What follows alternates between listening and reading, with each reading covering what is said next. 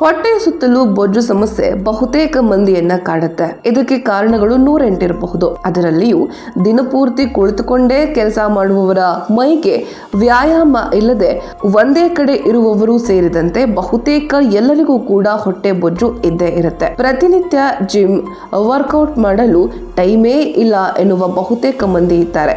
ಅಷ್ಟಕ್ಕೂ ಬೊಜ್ಜು ಅಂತಾದ್ರೆ ಏನು ಅಂತ ನೋಡೋದಾದ್ರೆ, ದೇಹದ ಆರೋಗ್ಯಕರ ತೂಕ ಹೊಂದಿರೋದಕ್ಕಿಂತ ಹೆಚ್ಚು ತೂಕ ಹೊಂದಿದ್ರೆ ಅದನ್ನ ಬೊಜ್ಜು ಎನ್ನಬಹುದು. ಇನ್ನು ಈ ಬೊಜ್ಜಿನ ಪ್ರಮಾಣ ಬಹಳ ಹೆಚ್ಚಾದ್ರೆ ಅದು ದೇಹದ ಆರೋಗ್ಯದ ಮೇಲೆ ಕೆಟ್ಟ ಪರಿಣಾಮ ಬೀರುತ್ತೆ. ಇನ್ನು ಅಸ್ವಸ್ಥ ಸ್ಥೂಲಕಾಯತೆ ಅಂತ ಇದನ್ನ ಹೇಳಬಹುದು. ಒಮ್ಮೆ ಇದು ಬಂದ್ಬಿಟ್ರೆ ಇದನ್ನ ಕರಗಿಸೋದು ಬಹಳ ಕಷ್ಟ.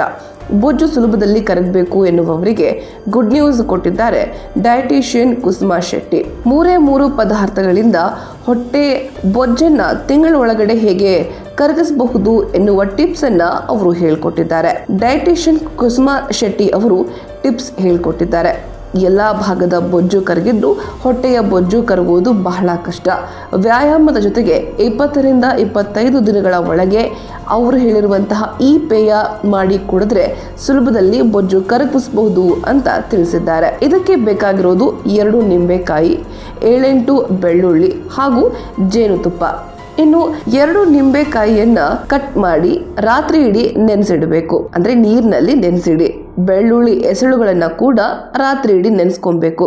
ಬೆಳಗಿನ ವೇಳೆ ಬೀಜ ತೆಗೆದು ನಿಂಬೆಕಾಯಿಯನ್ನ ಸಿಪ್ಪೆ ಸಹಿತ ಮಿಕ್ಸರ್ಗೆ ಹಾಕಬೇಕು.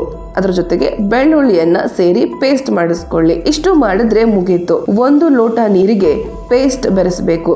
ಬೆಳ್ಳುಳ್ಳಿಯ ಘಾಟು ಹೆಚ್ಚಾಗಿ ಇರೋದ್ರಿಂದ ಆರಂಭದಲ್ಲಿ ಪೂರ್ಣವಾಗಿ ಕುಡಿಯೋದಕ್ಕೆ ಕಷ್ಟವಾಗಬಹುದು.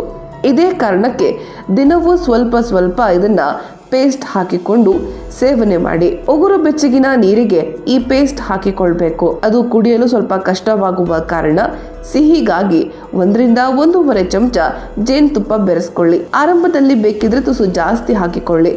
ಇದನ್ನ ಪ್ರತಿನಿತ್ಯ ಬೆಳಗ್ಗೆ ಖಾಲಿ ಹೊಟ್ಟೆಯಲ್ಲಿ ಸೇವಿಸಿದ್ರೆ ತಿಂಗಳ ಒಳಗೆ ಹೊಟ್ಟೆಯ ಬೊಜ್ಜನ್ನ ಕರಗಿಸಬಹುದು ಅಂತಾರೆ ಕುಸುಮಾ ಶೆಟ್ಟಿ.